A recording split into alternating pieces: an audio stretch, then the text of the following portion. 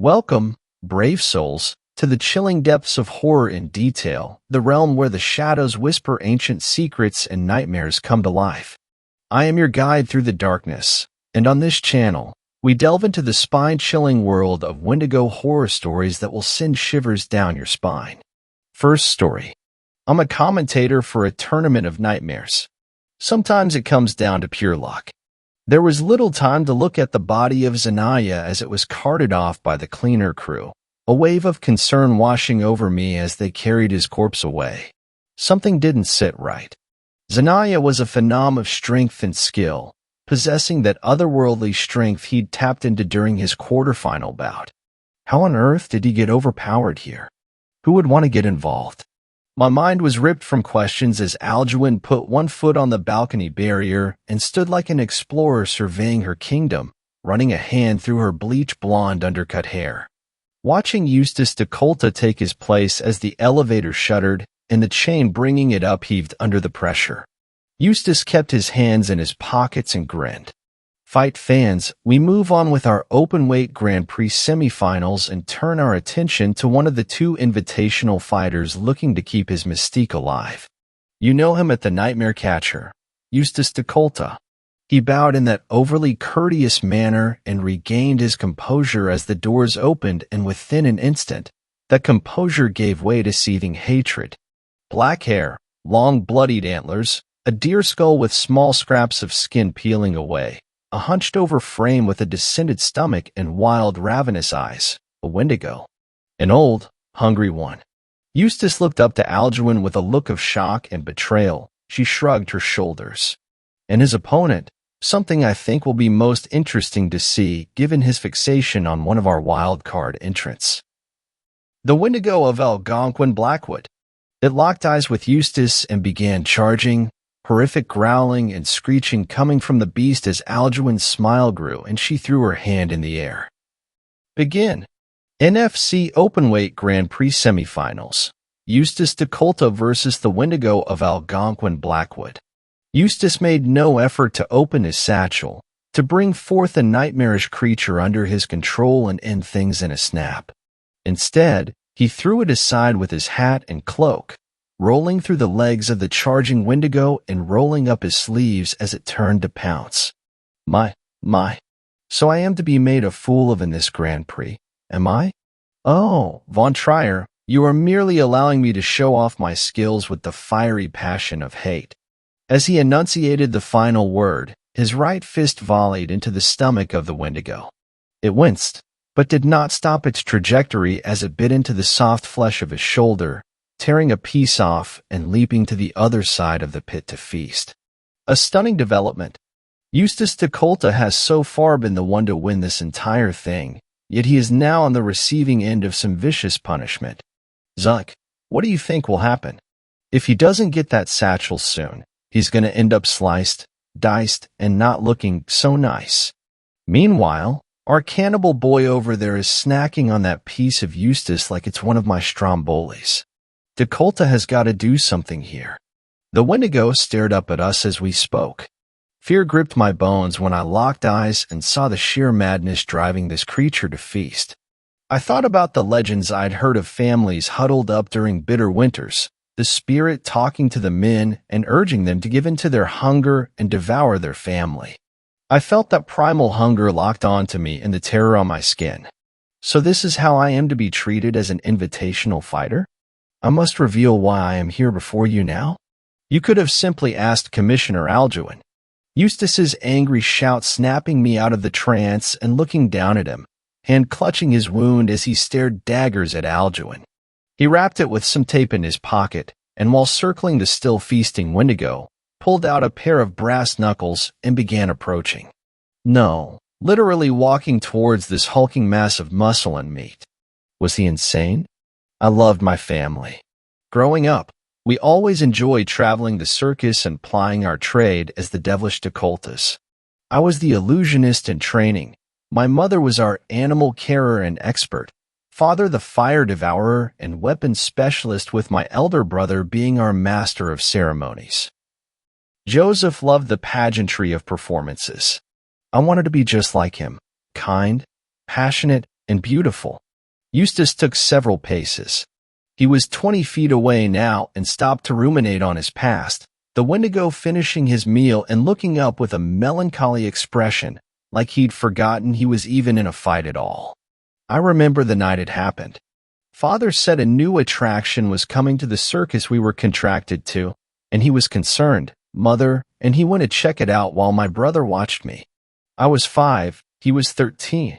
I remember the blood-curdling screams, my mother rushing to our wagon door with her arm hanging out of its socket, the fucking animal leaping onto her scalp and ripping it off with its teeth, the beating my brother sustained as he lured it away from where he'd hid me. The screams, ripping of flesh and gurgles fading to nothing before the deafening silence fell once more. The Wendigo charged and ran straight into an uppercut from Eustace, brass knuckles firmly attached and sending the beast and some of its teeth flying as it toppled to the ground in a heap. Eustace breathing heavily. This was not a man accustomed to fighting with his fists. That abomination took my family in an instant. I vowed to never let it happen again. I joined the Order of the Moth and dedicated my life to finding, capturing, and where control wasn't possible, eliminating these creatures. He looked down at the Wendigo with disgust as he stepped over it, standing above its head and spitting on it. I have never seen such a thing like Wendy. My interest in her is unique. But she is the prize I have come to claim here. When I got word these creatures were housed here, I sought an invitation and acquired one with my then most recent capture. Here I am, waiting for my moment and now with my eyes on a wish. He leaned down over the still dazed Wendigo and raised his fist, brass knuckles still attached, into the air as he spoke. A wish to wipe out every abomination, good or evil. He drove it down into the skull of the creature with prejudice. 2 strikes, then 3, a 4th shattering part of the skull before the creature twitched and fell limp. Eustace, sweating and still bleeding, rose to his feet and walked back to his bag, Alduin's eyes watching him the whole time. What a come-from-behind victory by the nightmare catcher himself. Zunk, why did he not use his satchel? I knew the answer, but that only made it more disturbing to hear someone else confirm. I'm assuming he didn't think it worthy of being in with his other captives, Sal. I'd guess that he wanted to finish it personally, but well, if he wants to eliminate all of us creatures, that's gonna make it hard to root for him. Huh. I nodded, looking back at Eustace and waiting for Alduin to call the fight. Instead, she was looking past him into something else lurking in the corner. As he picked up his satchel, he noticed it had fallen open. Not in time to stop the pincer-like stinger rip into his shoulder and tear it open as the visage of Mr. Stairs crawled up his back, the face twisting around as it cackled. You thought you had me locked up in that bag for eons to come, didn't you?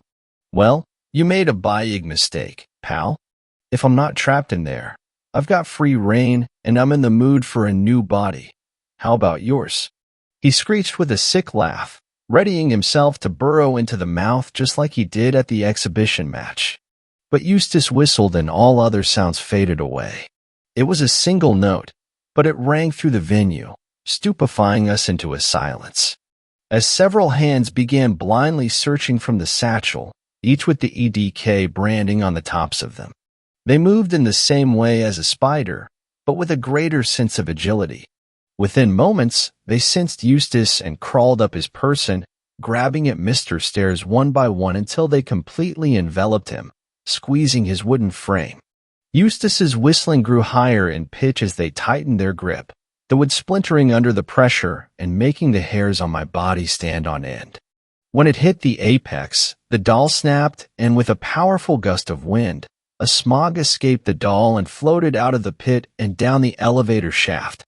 Eustace's eyes followed it for a moment, and it looked like he was intent to chase after, but he sighed and grabbed at his now pouring wound, grimacing before taking himself to the dugout, satchel dragging on the ground behind him as Alduin declared him the winner. A damn interesting story, Eustace. I knew this fight would bring out the best in you ahead of the finals.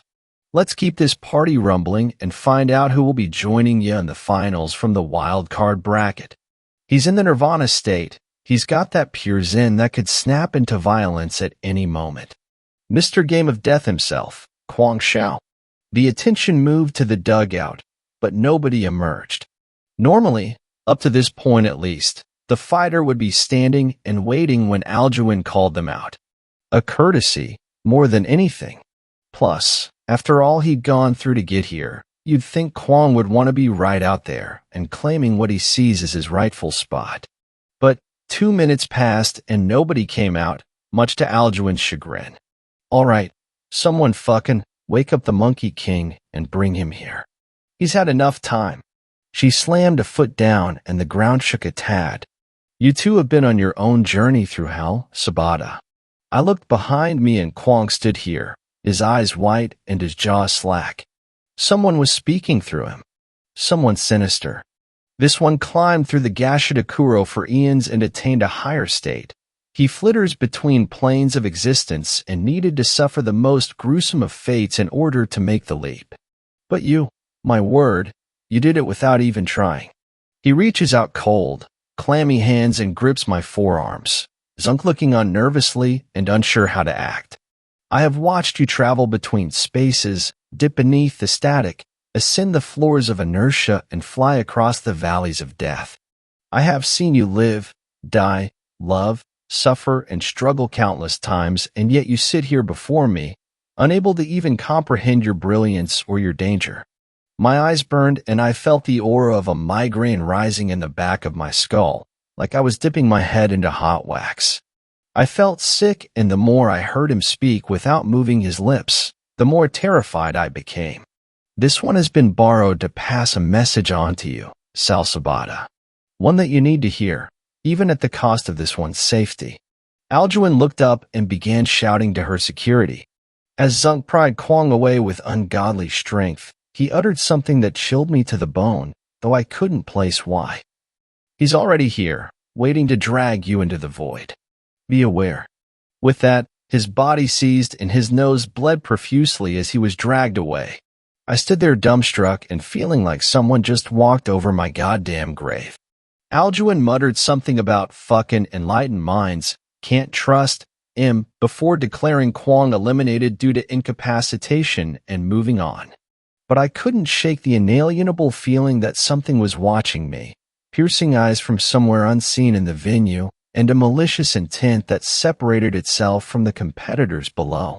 The kind that threatened to take me at a moment's notice whenever it saw fit. Much like Alduin, the crowd had grown restless and their bloodlust had risen to an all-time high. This was to be expected. Most didn't leave the pit alive, and to forfeit voluntarily or otherwise was absolutely unthinkable. I was trying to calm myself down by scratching my palm when Zunk placed a gentle hand on my shoulder and smiled, staring at the sheets in front of us. Hey, know what I do when I'm nervous? I focus on colors in my mind that made me feel calm. Sounds dumb, I know, but if I get those urges to revert to what I was, well, I just think of the color magenta and I feel at ease. Sometimes I try to fabricate smells too, the kinds that I can cook in my safe space and bring me joy. Try it sometime, it might help. He smiled and briefly looked over, kind weary eyes meeting mine and putting me at ease as I grinned back and thanked him. Well, what you gonna do? Summer duds, happens, am I right? Moving on to our next semifinal match though, I don't think we're gonna get any disappointments. Ladies, gents, freaks of all kinds, he's the master of the death clutch and our other invitational fighter for this year's Openweight Grand Prix, Ultraviolence, Rex Chuck. Rex emerged from the dugout draped in the flag of his people, the brilliant Netherland colors proudly sporting his shoulders as he completed the walk and imitated a sumo wrestler, stomping his feet onto the ground before clapping his hands together and staring down the elevator opposite, much to the crowd's amusement. As the doors opened, a familiar foe stepped out for the first time in a while. His mouth still covered in nails and sporting no signs of major brain function, the puppet master stumbled out of the elevator and flopped to the ground, drooling and making no attempt to right himself. He looked exactly the same as when Eustace took Mr. Stairs and put him into the satchel. Rex stared at him for a moment and cocked his head before looking over to Alduin. You sure about this? I don't want to beat on someone who can't even fight. Ain't that against the rules? Alduin's eyes flashed, and she smiled wide at Rex, leaping up to her perch and laughing. You really shouldn't judge a book by its cover, Rex. Begin. NFC Openweight Grand Prix Semifinals. Rex, Ultraviolence, Chug versus the Puppet Master. Well, fight fans and freaks of nature, we're once again greeted with an interesting matchup between the man who made violence a part of his nature and a puppet master who used his nature to inflict violence. That being the case, I'm finding it a bit conflicting to call a match wherein the latter is at the mercy of the former from the get-go. Zunk, what are your thoughts? I looked to him, but he was fixated on the fight with such intensity that his grip on the table was beginning to bend the wood. He looked indignant at the sight. Rex walks forward and rotates his right arm as he does so. I hate to do this, but I got a reason for being here, buddy. A lot of kids back at the Death Clutch gym need to know how to protect themselves and deal with that anger healthily. I need this W. Ain't nothing personal, I promise. He picked the puppet master up and let loose a brutal combination. Fist to the stomach, front kick to the kneecap, and a ferocious uppercut to the jaw as he dropped down, doubling the impact and sending him swirling into the air. He wasted no time and caught him with a picture-perfect drop kick to the jaw as the puppet master hurtled back to the ground, the shot careening him into the wall and leaving him in a heap, still drooling. What? Hey, combo. You can slap 4.50 on that bad boy and bill me for the Happy Meal separately. Rex showing us that he lives up to the moniker 24/7 and his students at home must be proud. Though I find it hard to cheer with the opponent limp, it looks like this one will be over soon and Rex Chug will be moving on to the finals. No, he's just biding his time. Zunk breathed, leaning forward to such a degree that he threatened to topple the table, his body quivering with anger. I looked back and the puppet master still looked catatonic as before, his head slumped forward as blood and drool, Rex walking over to pick him up. Man, I really thought you might perk up, but I guess not. I'm sorry, I promised to make this quick. Rex's left hand rose above his head, the fingers twisting into that unusual pose as they gripped the puppet master's chest. At this, the puppet master reared his head up, placing his hands on Rex's chest and opening his mouth, the nails driving further through his flesh as they split and fell out. Gone was the dazed-over look, and in its place was a man who knew full well where he was. Made you look, Rex. He hissed. But it feels so. So good to be back in my body. Shame you can't relate, huh? He pushed Rex away, and in that moment of separation, punched the air as Rex had done previously. The crowd and myself holding their breath. For a moment, nothing happened. The puppet master stood up and wiped his face, holding his stomach. Well, I never expected this to be an easy ride, but man am I lucky this happened when it did. You pack a hell of a punch, Rex. Shame it had to be me you met, but take out one meathead in Zanaya. Take out them all, I suppose. Rex didn't respond. He couldn't. Whatever had infected Zanaya in those closing moments had made its way into him. He stared vacantly at the puppet master as he chuckled and threw out his hands, twitching the fingers and making Rex stretch out his arms and look up. Directly at Alduin. I told you we wanted it, champ. Can you see me now? The shot rang out, and the hole punctured through Rex's chest created a small window for Alduin and the puppet master to see one another clearly. He posed as if framing a photo while Rex stood there, gasps of air escaping his lungs before he dropped to his knees, falling face down into the mat. The crowd roared as my lungs burned in my chest at the sight, but before I could even say anything to close out the match, Zunk flipped the table and sent it crashing to the bottom of the pit. He always loved toying with others. If it wasn't small animals, it was locals in the towns we inhabited, unsuspecting passers-by or people he could con. His craving for more got so ambitious, we managed to separate his body from his soul, Who'd have thought he'd end up here of all places? Why wasn't I informed? He yelled to Alduin, who snapped her eye to him and glared. Even if he was upset, he clearly made a mistake. Guess the apple didn't fall far from the tree, did it, Jersey Devil? The puppet master quipped, holding up Rex's body and making it agree with him before unceremoniously dropping it and laughing that foul laugh Mr. Stairs let out before. What the hell does he mean, Zunk?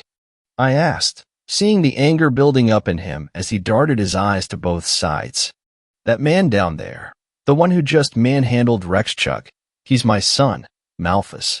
But he goes by another moniker from his terrorizing days.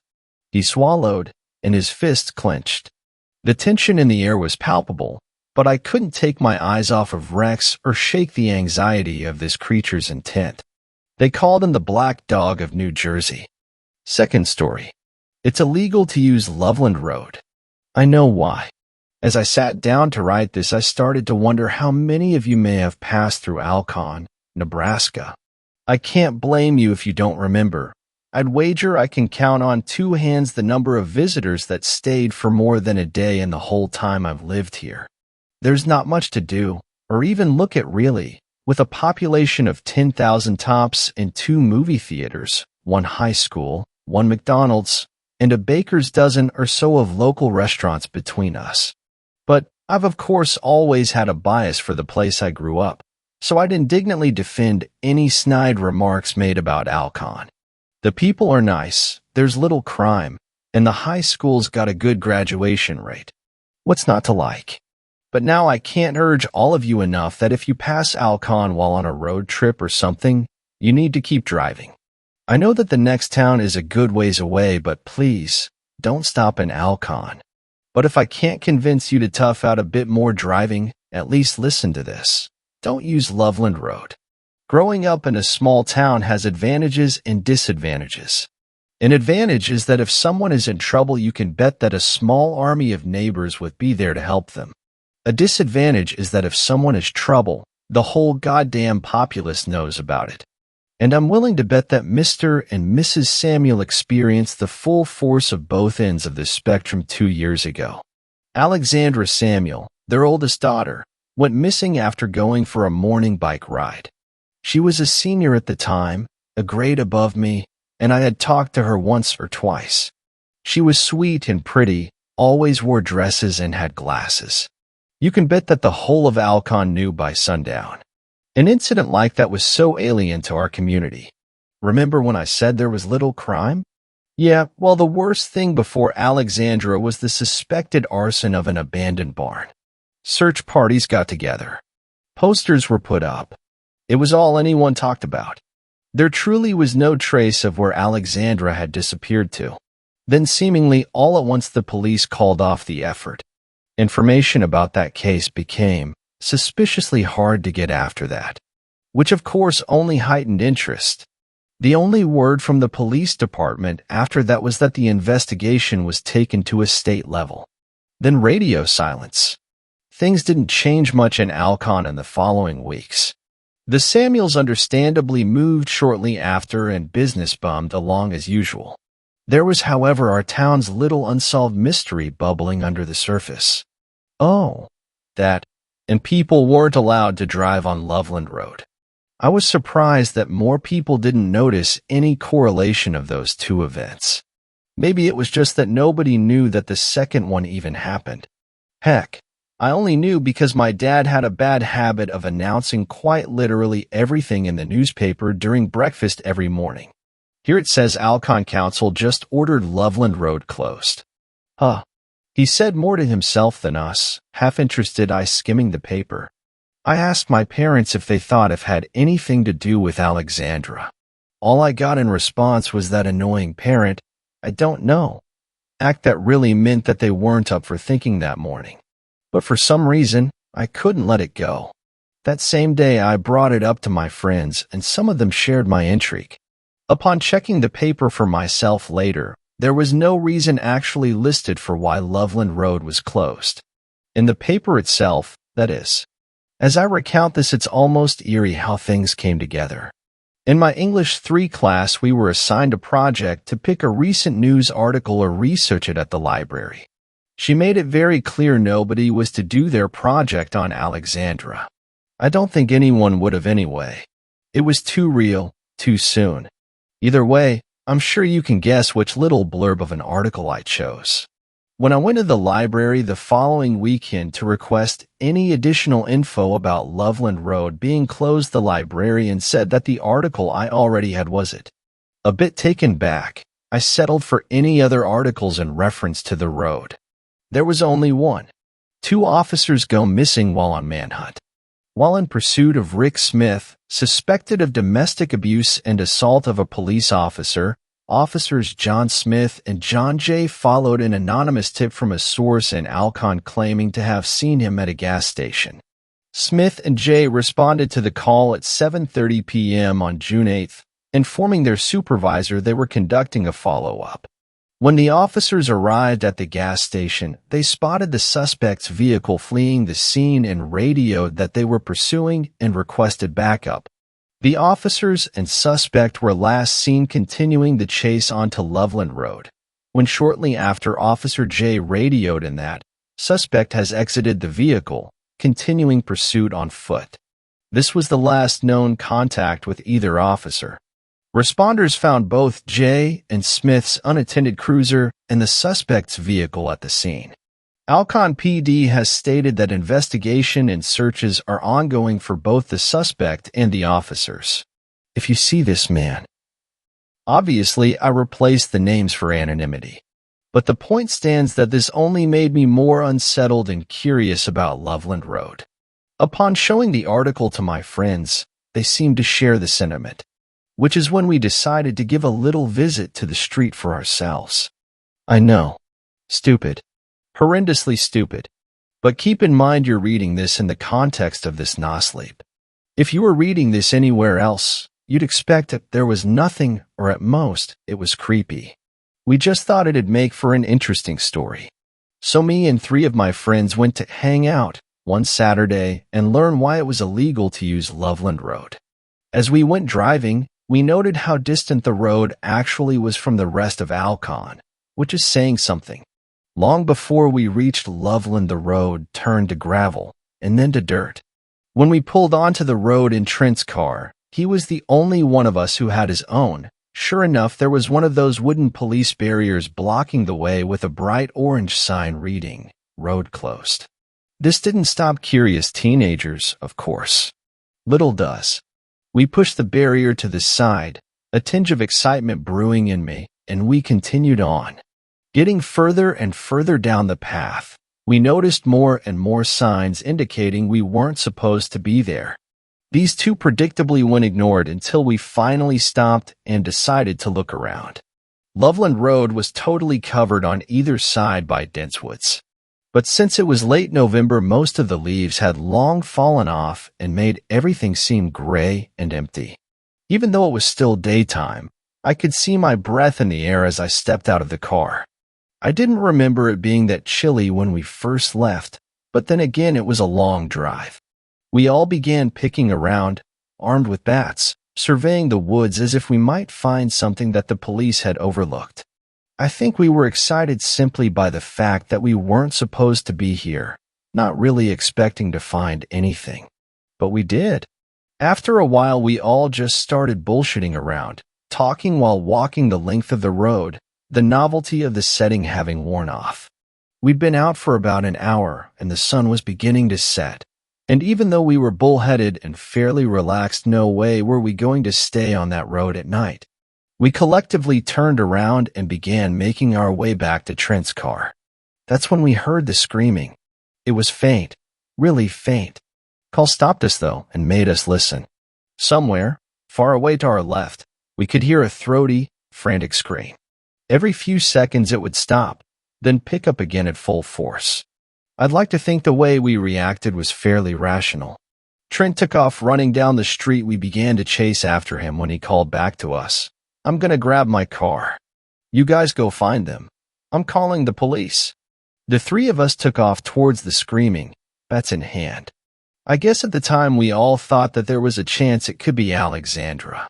Maybe she had gotten lost and only now got the strength to call for help.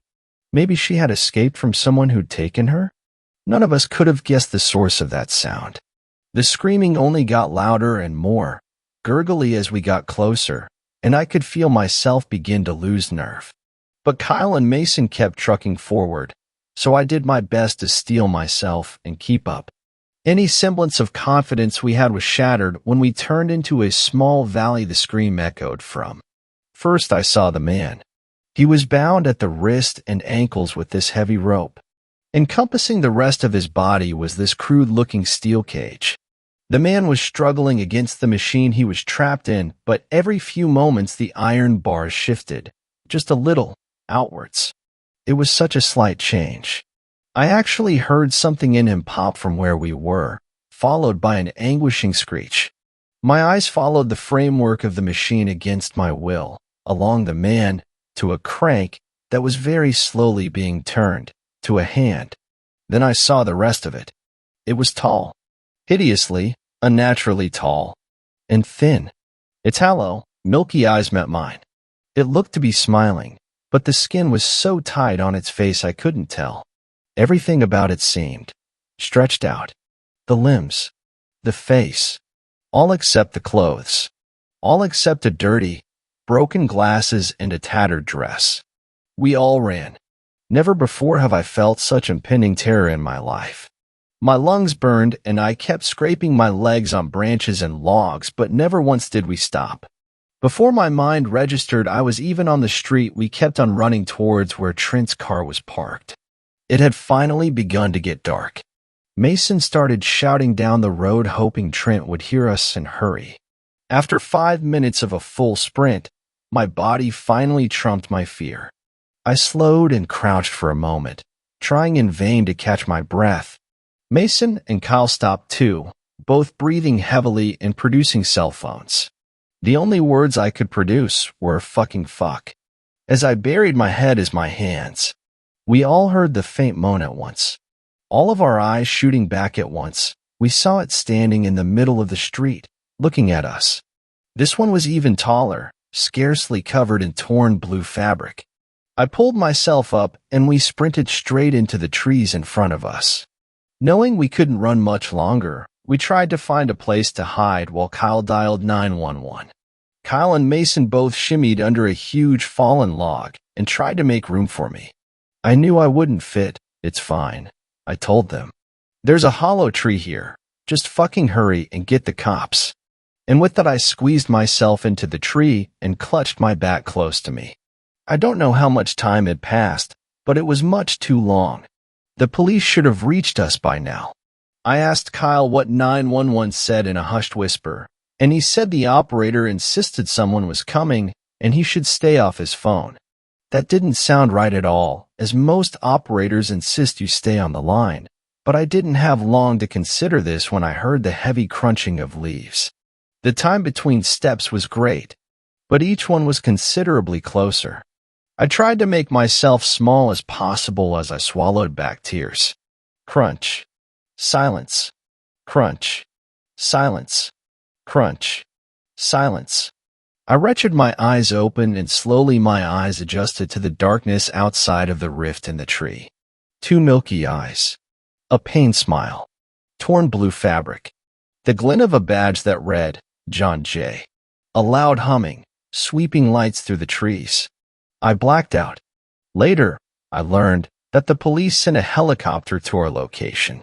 Later, I learned this was because the road was unstable and prone to sinkholes. Later, I learned that Trent and his car were yet to be found and they suspect that he may have gone off-road and sunken into one. Later, I learned that the story never appeared in the news. I don't know what we saw on Loveland Road that night. I don't know what happened to Trent. And I don't know why Alexandra's story was covered while the police kept a tight lid on what happened to us. But what I do know is this: why it's illegal to use Loveland Road, and why you should keep driving if you happen to pass by Alcon. Because while I was talking to my mom the other day, she told me something that resurfaced this old, horrible memory. Another road closed yesterday. Beaver Creek. 3rd story. Don't go camping in Oklahoma. Alright, now this is a story I haven't told in a long time. It happened to me October, 6 years ago. I've told 4 or 5 people since then and none of them believed me. I decided to stop talking about it when someone filed an anonymous tip to my school psychologist. That was 4 years ago. I've had a lot of time to think about it since then, and I think I'm finally ready to post my story somewhere. It's about a weekend I spent in the Ouachita National Forest. I had been planning the trip for weeks. Made sure I had the weekend off work. Didn't make any plans, all of that. Started buying supplies a week before I went. I was going to go camping in the forest near my town. I had been camping before, when I was a little kid with my parents. But never as an adult, never by myself, and never in this forest. I was so excited. Now, I'm not an idiot. I took all the necessary precautions. I told a few of my friends where I was going, when I was going to be there, and when I'll be back. I told them if I go missing to call the cops and all that. I brought an extra phone battery and enough food and water to last me a fucking week. I even brought along the 9mm that my dad gave me when I turned 18. Never shot the damn thing, but I figured it would at least scare off whatever the hell wanted to mess with me. I'm telling you all of this so you know that I'm not just some dumb kid who decided he wanted to take a trip to the forest one day and shit his pants 'cause he saw a bear. No, I knew what I was getting into. I was prepared. Just not for, well, this. Okay, enough backstory. I'll get on with it. I left around 6 in the morning. It's an hour drive from my place, so I was expecting to get there around 7. Ended getting there at 7:30. But I didn't mind. It was a lovely day, not a cloud in the sky, great weather. Camping in the cold and rain is miserable, so I was pretty content with my arrival time. I parked my car a ways away from the forest in a little clearing off the side of the road where I knew I would find it. I gathered my things, had a little snack, and headed off toward the forest. The next few hours are kind of boring, so I'll skip over them. All you need to know is that I made my way well into the forest, set up a camp, and started enjoying myself. Cooked myself lunch on the crummy campfire I made around noon. Watched a pair of birds dancing at each other. I even took a few pictures of some deer I saw with my phone. Couldn't get a good shot, but it's at least proof I was there. But something seemed off. You see, forests are normally kinda loud.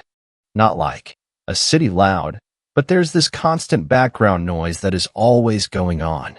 Rustling in bushes and leaves, birds chirping, and animals prancing around. When I first got into the forest, that was all well and good. But the later it got, the sounds just started to go away. Not all at once, it took the better part of the day for me to notice. But yeah, the sounds slowly went away. Birds stopped chirping, bushes stopped rustling. I stopped seeing animals too. That's what made me notice. At around 4 in the afternoon, I realized that I hadn't seen a bird in a while. That unsettled me, truth be told. But I steeled myself and kept enjoying this day. I was feeling kind of lonely, what with the quiet and all, so I called up a friend and chatted with him till sundown. After that, I realized it was getting late, so I hung up, ate again, and put out the fire.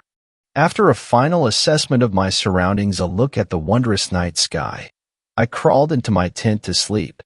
I kept the 9mm loaded right next to where I slept. Just in case, you know? Sleeping on the cold ground in the middle of a forest isn't that easy if you aren't used to it. And considering I hadn't done it since I was a child, I was having a little trouble. It was probably, just a rough estimate, 2 hours after I had lied down that I started hearing something in nature again. Now, if I had heard bushes rustling a few hours earlier, this would have been cause for celebration. But even Bear Grylls would get creeped out if it was the only thing he'd heard all night. So I did what any rational human would have done and clung the 9mm like it was the only thing keeping me from falling off a cliff. There was silence for a few minutes. The only thing I could hear was my own shaky breath. Then, prancing. Ba-da-da-dum. Ba-da-da-dum. Ba-da-da-dum. For footsteps in quick succession. No crunching of leaves or snapping of twigs. Just the steady beat. Ba-da-da-dum. Ba-da-da-dum. Ba-da-da-dum. It was getting louder, closer to my tent. I tried to peer through the fabric that separated me from nature, but I couldn't make out a silhouette. I clutched the rifle harder, scared as any person would be. I remember being sure that I would be safe, though. Even bears will rarely attack camps unprovoked. But that natural human fear, that was overbearing, making my mind wander and my hands shake. Ba-da-da-dum. Ba-da-da-dum. Ba-da-da. It stopped, close to my tent, just outside of my tent. I could feel its presence near me. It was totally silent. I knew that it couldn't have been a bear. It would be sniffing the tent right now if it were. I doubted that it was a deer. They don't come out at night. Perhaps a wolf? They normally travel in packs, and even if it were a lone wolf, it wouldn't be a threat until I heard growling. But nothing. Just silence. And then it screeched. That's when I knew that that thing wasn't anything I'd seen before. Nothing makes that sort of sound. It was like a cross between some sort of bird and a human, like the shit you hear in movies that possessed people with their heads on backwards make. That's when I let fear take over, in my bladder and in my hands. I fired the gun in its direction, and dear God, was that a mistake. It screeched again, and it scratched the tent, tearing through the fabric, leaving a massive gash in the side. That was my first look at it, if you could call it a look. I barely saw a silhouette through the hole in my tent, but I did see its long arms shredding the side of the tent. It was trying to get to me. I fired the rifle again, but I must have missed, because it didn't flinch. That was when the flight reflex took over the fight, and I only wanted to do one thing: run. I turned around and fiddled with the opening of the tent, trying to keep my eye on the beast attacking me, but also trying to secure my escape as fast as I could.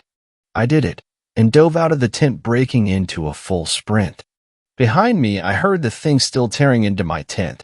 I thought that maybe it mistook its enemy, or prey, for the tent, and not me. But that relief didn't last long. I wasn't far from the tent when I heard its rhythmic prancing again. Asterisk ba-da-da-dum. Ba-da-da-dum. Ba-da-da-dum. Asterisk FFF. It was faster than me, gaining on me. If I tried to outrun it, I would surely be caught. Just then, in what was either a moment of survivalist brilliance or suicidal stupidity, I stopped and dove into a thick bush near me. I remembered that many predators in the forest rely on seeing movement more than anything else.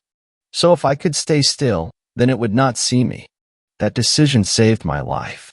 It ran past me, stopping in the same place where I stopped.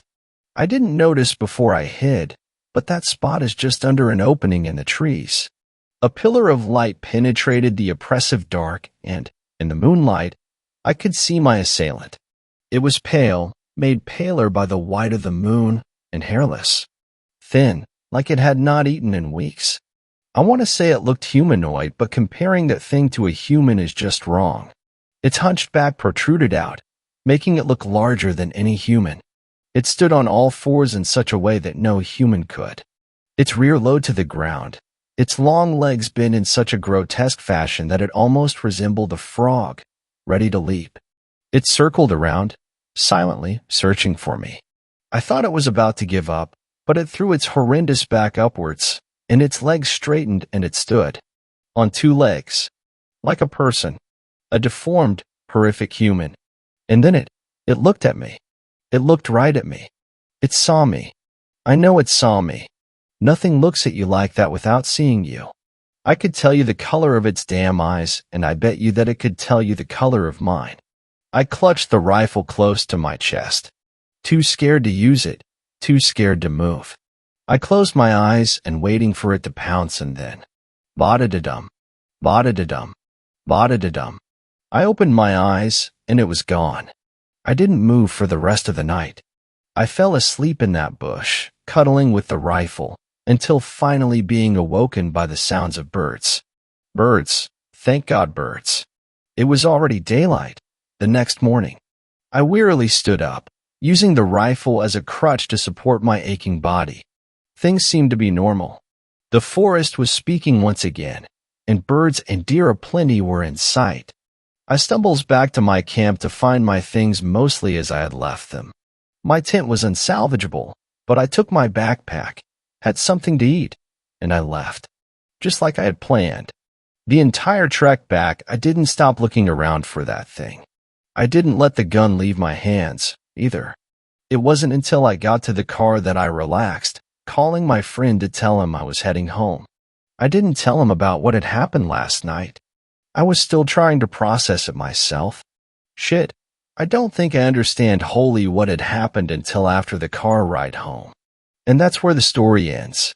6 years ago, and I haven't gone camping since. I haven't seen the thing again, nor have I heard of anyone who's seen it. As a whole, my life has moved on completely. But I will never forget that thing. I will never forget how it stared at me, and how it just left. It knew I was there, but it left. Why did it do that? I don't think I'll ever get an answer. Fourth story. The Weirs Beach Wendigo. Before June 28, 2019, I was an avid urban explorer. I would always look down back roads for abandoned houses and soon-to-be torn-down barns. I'm also a photographer by trade, so naturally I brought my camera along with me to capture the experience. So when my grandfather invited me up to his summer lake home in the White Mountains, I was gleeful. Not because of the mountain scenery or the private lake with multiple jet skis. No. I was giddy at the thought of being able to explore one of my most sought-after abandoned destinations, Surf Coaster. Surf Coaster was a massive abandoned water park about 2 miles from Weirs Beach. The park covered about 10 square miles and was rumored to be the urban explorer's paradise. I arrived at the nearest public parking lot, a Cumberland Farms, at around 6:40 p.m. I used my phone to see a topographical satellite view of the large abandoned parking lot of the water park. I was led down a few side streets and back roads until I saw the sign. Hidden among vines and bushes was a blue sign with yellow-tinted bulb lights surrounding it that said Surf Coaster. Next to it was a rusted and rather puny 2-foot-high gate with a faded, no trespassing sign. I'll pretend I didn't see that. Stepping over the obstacle, I was presented with a parking lot with a few scattered 80s-looking hatchbacks and sedans. They were rusted with their windows smashed in and graffiti plastered all over them. The parking lot stretched about 70 feet in front of me and then stopped to another fence. To my right, there was a wooden fence, and to my left down a step hill was an urban explorer's dream.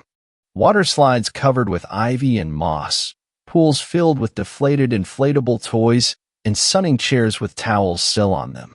As I started down the embankment, I stopped at what must have been the ticketing booth. Inside the ajar door was a small room consisting of a chair with a comb on it, an open cash drawer underneath the counter, and a roll of tickets behind the chair. As I stepped inside, I noticed something in the open cash drawer. It was money. Water-damaged money. I gently picked up a 50 and held it up to the golden hour sunlight to see the blue security strip running down the bill. It was real. Why in the world would the company leave money at their closed park? I thought to myself. Placing the bill back in the drawer, I continued down the hill. The next 2 hours were fairly standard for urban exploring, chipping paint, dirty water, rotting wood, all except for one small detail. The towels. On most of the lounge chairs by the large pool were people's towels, as if they had just left them. I thought nothing of it and ignored it. After I had seen the last enormous moss-covered water slide, I only had one more place to go. The bathrooms. Now at this point in my adventure, the sun had already set, and a cool breeze was making the hairs on my arms stand up. As I traversed the crumbling pool deck to the hillside bathrooms, I noticed something odd. The bathroom doors. The doors were rusted steel with large locks on them. When I got there, I was right. Large rusted locks were holding the bathroom doors shut. But why the bathrooms? I wanted to explore them, but they were built into the hillside and were mostly underground, so there was only one entrance. As I looked around for a rock or some heavy object to try and dislodge the locks, I realized that the ground surrounding the bathrooms were scattered with bullet shells. They were still shiny, and using my scarce weapon knowledge, they looked to be .30 caliber rounds. My stomach turned as the park could actually be closed due to an active shooter or terrorist. Wouldn't that have been on the news? I mean, that's a big deal. I settled myself as they could have just as easily been rounds fired by some rednecks who used the water park as their gun range. It was New Hampshire after all. I soon found a rusted fire extinguisher and successfully knocked the men's room lock off. Inside was an assortment of more towels, swim goggles, duffel bags, and dried-up sunscreen bottles. The whole room smelled like vinyl for some reason, and I could barely snap a few pics before bolting out of there. Odd that they would lock that up, but it could serve as a home for homeless people or drug dealers. I was just going to skip the women's room assuming it would be more of the same. But then the thought hit me, what if it was something else? What if it was the same? I had to know. After retrieving the fire extinguisher from the bush I threw it into, I knocked off the second lock and opened the heavy door. A blast of air hit me. There were two things wrong with that air. One was the fact that it made me as cold as I had ever been, and that it smelled like a rotting animal. I stepped out of the way to let myself warm up for a few seconds. I saw a good photo opportunity there with both doors open, so I took it. Setting my shutter speed to capture the light just right, I was about to take the photo when through the viewfinder I saw something that made my blood curdle. Movement from inside. There was a grayish-brownish movement coming from inside. I dropped my camera and froze in fear. The faint lighting the full moon gave was enough to reveal the creature that slowly emerged in front of me. It was crouched down to fit inside the doorway, so I could only guess it was 9 feet tall. Its face was that of a wolf, and it had teeth that jutted out of its lips. Large green deer antlers topped its head, and its fur was greasy and slimy, like that of a dog's saliva, and as started at it, it let out the most terrifying sound I have ever heard. Its wail was high-pitched and raspy at the same time. Adrenaline rushed through me as I turned to run back up the cracking stairs to the hill. My feet pounded on the moist soil as I neared the parking lot. I glanced over my shoulder, and only then could I see the complete mass of the creature. It had to be at least 10 feet tall, and its strides on all fours told me I had to run faster than I had ever run before if I wanted to live. So I did. I ran all the way back to the main road and all the way to the gas station, all while listening to its ear-piercing wails grow farther away. I practically dived in my car and nearly stalled it trying to peel out. I drove the 2-hour journey back to Lincoln with my foot to the floor most of the ways. Even though I'm back in civilization, I still don't feel safe, and I regret going there. I also regret dropping my camera. So if anyone wants a Canon 1DX, check the abandoned bathrooms at Surf Coaster, but beware of the Weirs Beach Wendigo. Fifth story. The Wendigo became my friend. I visited my parents' cabin by the lake months ago. It's not something I like to talk about. I lost some friends up there, gained one very important friend. A mentor, you could say. And I had every intention of having a fun, carefree trip. Fuck. I guess in some ways I did. So many memories in such a short period of time, too. The sweet smells of people I never noticed before. You go by most people, and what do you smell? Some bullshit Old Spice or Axe spray of some loser trying to pick up a girl. But humans are so much more than these modern smells. They can smell like pine trees, fear and hatred, confusion and complete terror. There's a whole universe of sweet smells out there that most people miss. I didn't discover this until my trip to the lake. For the first day, everything went like I expected. My girlfriend and a couple of friends were having fun hiking and camping out. We were all having a blast until the rainstorm hit. I've never seen so much rain in my life. It came down in sheets, and we barely made it back to the cabin. Kevin tripped and fell. Bobby yelped and said he wanted to go home. My girlfriend made it back to the cabin first. She held the door open for everyone else. Once inside, we made sure all the windows were locked to prevent water from coming in. Trouble was, the roof started to leak. We lit candles because there was no electricity. Fuck, Kevin said. We're all going to drown. Calm down, Kevin, my girlfriend replied. It will take months for the cabin to fill up at this rate. We're going to be fine. Kevin was completely right, except water wouldn't be his demise. Bobby didn't say much. He looked like a scared child in his corner, and he leaned forward on a rickety chair, biting his nails. We were all lost in our own thoughts. Especially me, I think. I was having thoughts I had never experienced before, thoughts of devouring. Of devouring everyone in the room in a rush of blood and destruction of the flesh. I even started to look at my girlfriend that way, which worried me. They were all trapped here, my girlfriend, Bobby, and Kevin. The rain was coming down even harder, and this little group had nowhere to go. They were completely at my mercy, and I couldn't be happier about this fact. Of course, one had to be strategic. I told them I was tired from the ride up here. I got up, kissed my girlfriend on the cheek, and went in my room. It was the largest in the cabin, and I had it all to myself. As I lay in bed, I felt something deliciously dark take over. I knew without having to confirm with some meaningless scientific instrument the Wendigo inhabited the room along with me. "Hello, Jason. How are you feeling today?" the Wendigo asked. Its voice was gravelly, a little off-kilter. "Okay," I responded, a little down. "Could it be that you have a craving for flesh?" I thought about his question. Really thought about it. Some philosophers considered suicide to be the greatest philosophical question, but I disagreed. The human action most on my mind was whether or not to rend flesh from bone.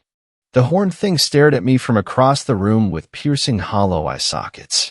I felt a feeling which seemed so lush and dangerous that I knew it wasn't good for me.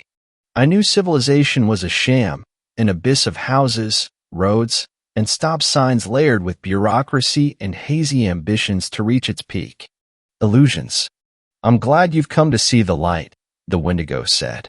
I stood up, joints stiff, head swimming, but not in a bad way, in a pleasant I'm drunk and shouldn't be driving sort of way. What happened next I don't really like to talk about. It felt good though. I killed Kevin out back with an axe he used for chopping wood. And Bobby? Death by kitchen knife. I ate them both. I picked their bones clean, leaving them so bare and white you could put them on display in a museum. My girlfriend looked at me with such unbelievable horror that I knew I couldn't devour her like I did Kevin and Bobby. I ran away into the woods. I've killed and devoured so many things in the wilderness that I've lost count. After the cabin massacre, I lived in a cave in the woods for a couple of weeks, maybe a month. The Wendigo would visit me, tell me tales of days long gone. I'd stare into its hollow eyes, get a fuzzy feeling, and I'd have to go on the hunt again. So for a while, the Wendigo became my friend. I was sad and deflated when it was all over. I'm back in the abyss of houses again, trying to think of an ambition that would excite me as much as what I did in the woods that day. Nothing yet. There's not even the thrill of getting caught. I know the Wendigo will protect me, erase any evidence of my dirty deeds. I have faith in that. I've told you about my first trip to the cabin, where I saw the Wendigo and he showed me the light. Its hollowed eyes gave me a glimpse of a world with infinite possibilities. I'll always remember that day. Absolutely beautiful. My second trip was memorable too, but in a different way. I went up there with 3 friends I made recently. None of them knew each other, and if they were acquaintances before I met them, I was unaware about it. The Wendigo gave me a certain charisma. It granted me preternatural insights into what made people tick. Didn't matter if they were popular or not. He taught me that despite social position, everyone had their flaws, things that made them human. Their pasts often scared them, and they spent their whole lives running from harmful memories. Or, in some weird cases, wallowing in them. Callie was the strong one, reminding me of my girlfriend, who I didn't want to see during my cannibalistic fever. She kept texting, but I just couldn't bring myself to expose my true nature to her. I know what you're thinking, the look of terror in her eyes, but that's not the same. People only see your true nature when you're gnawing on one of their limbs. Dylan and Marcy were the weak, blind sheep, steeped in the land of crushes and instant gratification memes. Dylan liked her, but tried to be smooth by ignoring her. She interpreted this as him having an interesting personality. Dylan drove, so at least I didn't have to listen to him speak or interact with him very much. Callie kept looking over at me. I think it was because of how mysterious the Wendigo made me seem. I had centuries of interesting stories on my side. I seemed dark, dangerous, and brooding because I was those things. I thought I saw the Wendigo at various points as the wilderness went rolling by. He looked horned and wise, evil yet calm. His wasn't the kind of thoughtless evil you often encountered in horror books and movies. It was ponderous, almost ethereal. You didn't know quite what to make of it. I sighed in a near ecstasy, but it came out mellow. We got to the cabin, all sweaty and feeling tired. Well, except me. I thrived off of their lethargy and discomfort. Callie looked at me. Well, we're here, she said. Maybe we should, find a place to rest. It was such a clumsy attempt at flirting that I had to stifle a chuckle. Yeah, we should rest, Dylan said, glancing over at Marcy. He wanted her so bad. I could tell. Same for her. And, oddly enough, I started to feel uncomfortable, inhabiting their lust at the same time as I comprehended it. I saw theirs, but they didn't see mine. Funny how that worked. The afternoon went by, hot and sticky. Dylan and Marcy hid in their room for most of it. Callie tried to snuggle up to me, but I kept distancing myself. I still had a girlfriend. Me being a cannibal didn't change that fact. As night came, we all lit candles. Dylan poked his head out, clearly drunk, and asked for some matches. I gave him some. Now it's just you and me, Callie said, that gleam in her eye. I clenched my jaw. I could hear the crickets chirp, the raccoons scurrying about, coyotes howling. We were in the middle of nowhere, and my heart quickened, though not for the typical human reasons. I said I would go make us a snack. We had a huge kitchen facing the beautiful wilderness, so why not? It sounded like something a human being would say. The real reason? I needed a kitchen knife. If I didn't make Callie's death quick, Dylan and Marcy might come out. They might overpower me. Dylan was a beefcake and might charge at me and break my rib cage if threatened. I went back into the living room with my best charismatic smile. I felt a little ghoulish, but I saw the Wendigo behind her, sitting in one of the chairs next to the small table that faced the window. I heard the light pounding of a gong. It sounded far off, got closer, then faded again. If nothing else, the Wendigo taught me to be sneaky, to prioritize stealth above all. I told Callie the window might be pretty, just like her. She nodded eagerly, turned her back to walk over. Then I stabbed her in the back. Devouring her took minutes. I placed her clean bones in the storage chest in the hallway. I needed to take a shower. A bloody-looking me would raise suspicion before I lifted the veil. 20 minutes later, I knocked outside Dylan and Marcy's door. Dylan answered, clearly pissed off. Hey, bud, you do know I'm busy here, right? Yeah, sorry, man. Raccoon just got in. You want rabies? Dylan scoffed and closed the door. But a minute later, he reappeared, wearing a red shirt. Let's get this over with, Dylan said. He pushed past me and into the kitchen. I said I saw it in that general area. After a minute, he shook his head. I pointed to the screened-in porch. He opened the door and cautiously stepped through. I don't see any he began to say, but his phone buzzed.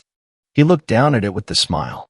The same smile he had on his face when he opened the door, and I knew him and Marcy were doing the thing that most humans craved. I took the kitchen knife, clean as a whistle, and plunged it into Dylan's back. He yelped and fell face first into a wicker love seat. Suddenly, I felt less lonely. The Wendigo stood there, nodding in approval. It occurred to me then that I might be more than just a cannibal. An avenger maybe. Dylan was devoured as an afterthought. He was tough and tasted like coconut chutney. That left Marcy. I knew she liked to read. Maybe I'd catch her engrossed in a book, utterly witless. Didn't matter, really. I just pondered the little surprises my life offered. It was sad in some ways, exhilarating in others. I did devour Marcy. She was mild-mannered, bleary-eyed, and confused me for the man I just killed. I gave her a polite hello, and that was that. I won't tell you quite how I ended her life. Her death seemed more innocent than the others. I can't put my finger on it. Afterwards, I gathered all their bones and rolled them up with the large carpet covering the living room floor. I dragged it through the woods, feeling elated and dreamy. I felt so awash in apathy before coming up here again.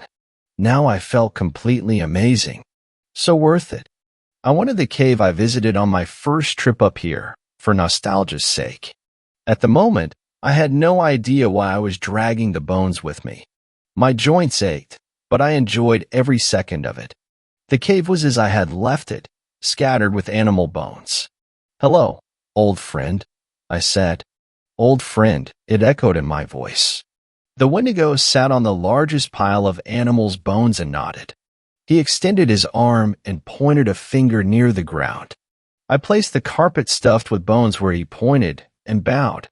For the second time during this trip, I felt my turn toward cannibalism had been for a reason. The Wendigo looked at me with those strangely wise eyes. It knew things I didn't, despite the bizarre experiences I had recently. The season of the cannibal never ends, it said. So I made the cave my home again, thinking about things, broadening my philosophy. I thought about how similar this was to the last trip. 3 victims, going out to the cave and meeting the Wendigo, thinking about philosophy. But things had been different. I seemed to be connecting more deeply with people, seeing what made them tick, knowing them without having to know them. I felt like I had a purpose this time around, and that I would never take that notion for granted. Thanks a lot for watching the video till the end. Subscribe to our channel Horror in Detail. Drop your opinions/suggestions in the comments section, and like the video as it helps with the YouTube algorithm.